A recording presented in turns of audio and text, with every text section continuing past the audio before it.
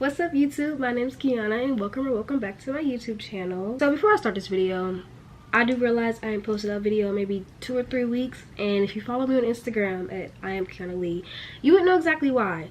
I always tend to feel bad every time I pick up my camera to film a video for you guys after not filming for such a long time, and I always try to post some type of update somewhere, and I posted one on my Instagram basically announcing that I was having some complications with my pregnancy, hence why I just took some time away from the camera and decided I was going to give myself a little bit of a break. But I'm going to explain all that a little bit more in a minute. Alright, so I'm currently 17 weeks and 5 days. I'm going to give you guys a quick belly update. The baby is in there cooking. That is the moral of this story.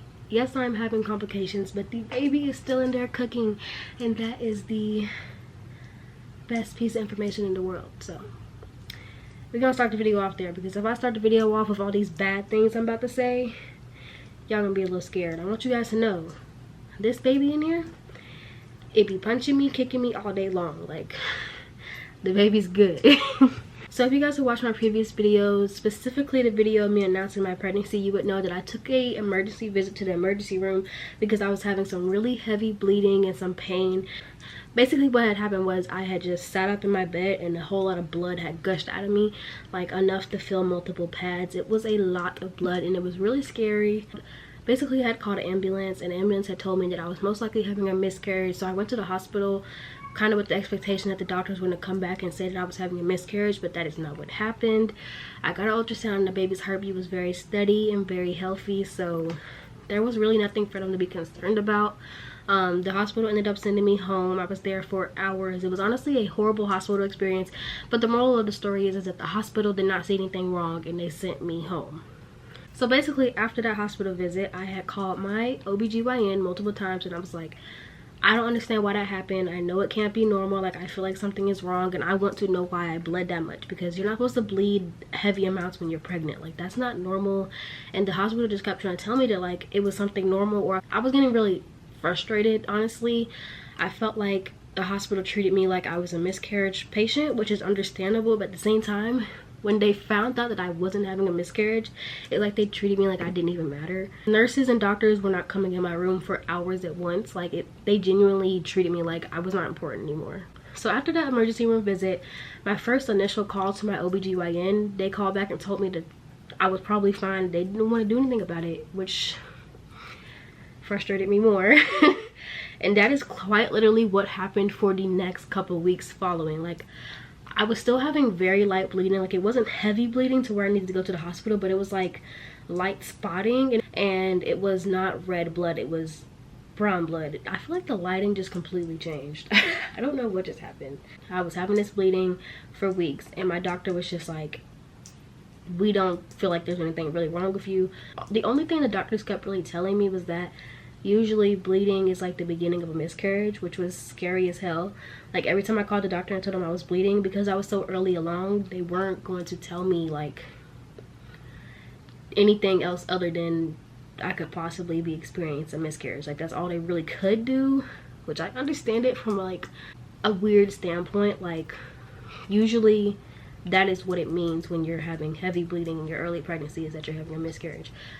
But I just don't agree with the fact that they treated me like I didn't matter when they realized I wasn't having a miscarriage, which was just weird to me. Basically, I went and had my 15-week appointment, and I told the doctor about my bleeding, and she gave me a brief ultrasound, but she, you know, when she was doing it, she kept saying that she's not, you know, this isn't her specialty. She probably won't catch something that another doctor would, because this isn't what she studied. Like, she kept basically discrediting herself, basically, but she gave me an ultrasound, showed me that the baby was okay, showed me that the heartbeat was good, and told me that like she didn't see any obvious source of bleeding. Like, she didn't see any just like blood lingering in my stomach. So I once again got sent home with no answers. Basically, I had went to an event in my city called Thunder over Louisville, and that required me to do a lot of walking. And I just noticed that when I had got home the next day from that walking, my bleeding had got even heavier. So I was kind of sensing that walking was like making it worse, which I had already had, you know, that idea in the back of my head, because the first time I started bleeding, I had done a lot of walking 2 days prior, and then I bled a whole lot. And then I went to this event, did a lot of walking, and started bleeding more. So I called the doctor and I was like, okay, this has happened twice now. Like, this is weird. I want to know what's wrong. They finally brought me in to the doctor. They finally brought me in. They finally did. This is literally 4 days after my 15-week appointment. Like, I was literally just in their office 4 days ago and they brought me back in. I was like, praise the Lord. Like, we finally gonna get some answers. So basically, an ultrasound tech, one that specializes in ultrasounds, came and gave me a full ultrasound of everything in my stomach, and basically the baby was good. So in the ultrasound, from what she could tell me in that given moment, was that the baby looked amazing. The baby was, this is when I was 15 weeks. Like I said, I'm 17 weeks, about to be 18 weeks now, but when I was 15 weeks, 4 days, the baby was 5 ounces, which is very good. It's growing perfectly and looks very healthy. It was very active in my stomach. So there's the baby. It's in there cooking. Of course, every time I go to the hospital or the doctor and they show me that my baby is fine, that gives me a huge sense of relief, but I still have that lingering thought in the back of my head, like, what the hell is wrong? So basically, the doctor came in after the ultrasound and explained to me that I have a subchorionic hemorrhage, also called a subchorionic hematoma. Y'all, when she walked in and looked at me, she literally said, I got good news and I got bad news. Like, you could see, like, when she said the word bad news, you could see it in her face that, like, it was really bad. So I was scared as hell. But basically, she explained to me how I have an abnormally large hemorrhage. Like, usually her patients that come in with these hemorrhages or hematomas, they're like much smaller than mine is. And mine is 11 centimeters long and 3 centimeters thick, which doesn't sound super big, but in this instance, it's considered large. Now, if you go and Google a subchorionic hematoma, it's gonna tell you 1,000 different things. That's what I've noticed. But basically, when the doctor came in, she explained to me that I have this large sac of blood. That's basically what a hematoma is. It's a sac of blood, and mine specifically is attached to my placenta. And the reason why that's an issue is because I couldn't give you guys a science reason behind it, but this is like the dumbed down reason onto why this is bad. The sac of blood should not be in my placenta, and it can possibly cause complications for my placenta, and it's taking blood away from my placenta that the baby needs. The placenta is like one of the key things that the baby needs to grow and develop, and to have this sac of blood right there taking blood away from it, or possibly causing something else bad to happen to my placenta, is just bad. It's bad overall.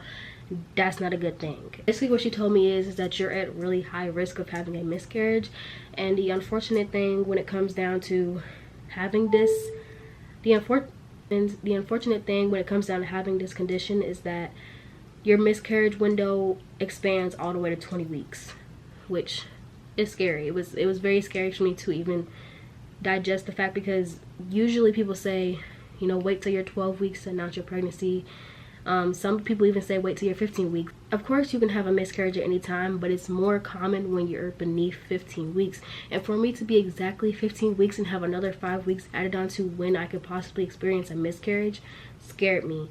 And me having this sac of blood could cause complications at any point in my pregnancy. You know, the chances of me having a miscarriage once I hit 20 weeks is just way lower than it is right now.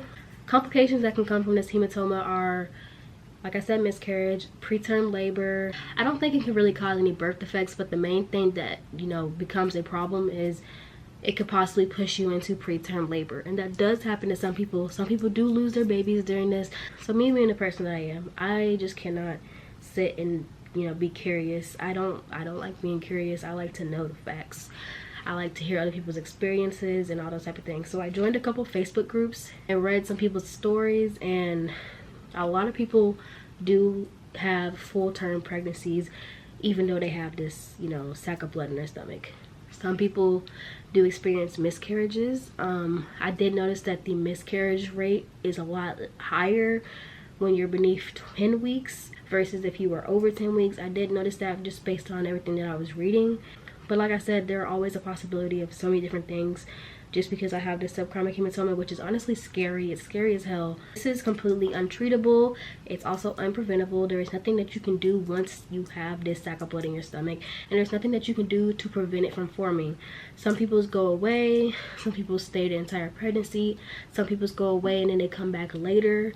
Like, there's just so many different possibilities with this, which is why I can't really give you guys like a definite explanation, because I honestly don't have a definite explanation, and I don't think that anybody really does. The facts of this is that I have an abnormally large sac of blood attached to my placenta that could possibly harm the baby. That is the only fact that I can really give you guys right now. I do not know what the future holds. Every day I pray for, you know, a healthy pregnancy. This baby is active, it's constantly in there moving. That warms my heart. It makes me feel so much better as the days go on. On the brighter side, my bleeding has finally slowed down to the point where it has completely stopped and it has not returned. My bleeding has been gone for about a week now, which I was bleeding for maybe almost a month. So for me to not be bleeding for a whole week, I don't want to get too excited, but I do have an appointment coming up where I'm going to get another ultrasound done, and I'm going to be taking you guys along with me for that appointment. But I will be getting another ultrasound done very soon to see if my hematoma has gotten larger or smaller. I am very confident, just based on the fact that I'm not bleeding anymore, that it has not gotten larger. I would love to say that because of the bleeding I feel like it's gone, but I don't want to say that. You know, it could still be there, it could be smaller.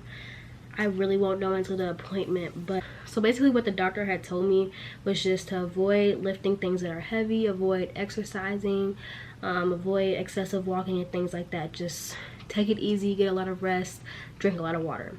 So I was on my little Facebook groups or whatever, and I saw a lot of people were drinking pomegranate juice and orange juice. So y'all know I went and got some, right? Because I did. I'm not sitting here telling you guys this because I feel like it's what made my bleeding stop. Even if I didn't buy those drinks and start drinking them every morning and night like I did, the bleeding still possibly could have stopped, like the exact same way it stopped now. So like, I don't know if this is what helped. There's no harm in drinking a juice. I'm just gonna get the juice and just see if anything happens. Like I said, the fact that my bleeding stopped could just be a crazy coincidence, but I did drink, I drank a cup of orange juice every morning and a cup of pomegranate juice every night. And I still do it, honestly. I still do. The past couple weeks, it has been miserable, but I have been in bed and in the house like almost every second of the day. Like I said, been a little miserable, but I'm starting to really focus on like my business, because my business is completely digital.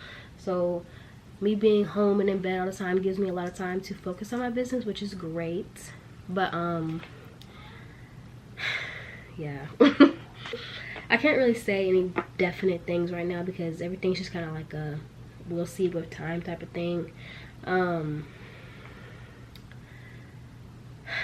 I posted about this on my Twitter and my Instagram, and I want to say that I appreciate everyone's prayers and everyone's kind words. When I first found out about this, I was scared, constantly researching things, and I cried so much.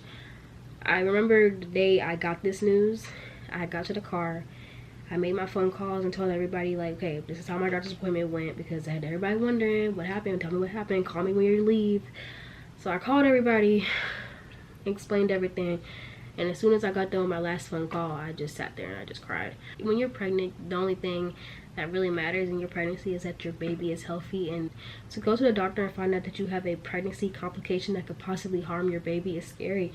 Especially when there's nothing you can do to prevent it. Like, there's nothing I can do but sit here and just hope for the best and just wait it out. And that's honestly scary. Like, there's no other way to put it. It's just like, who wants to sit and wait for something bad to possibly happen? Nobody wants to do that, especially when it is in regards to your child. Everything has been okay for the most part this past week. Praying that it stays that way. But that is basically all I have to say for this video. I'm gonna keep updating you guys as time goes on. I'm gonna go ahead and close the video out here. Like I said in the beginning of this video, I post updates on my social medias. You can follow me on Instagram and Twitter at I am Kiana Lee. It's always a pleasure to have you guys here with me, and I love sharing my pregnancy journey with you guys. I love sharing my life journey in general with you guys, but this really hits close to home for me, which is why I made sure I was fully comfortable coming out and telling you guys about it before I made this video. It's a lot different to type something out than to sit here and verbally say it, which is why it took me a little bit longer to come in here and do this video, because I knew that like saying it out loud is different than writing it down. So yeah. But I'll see you guys in the next video.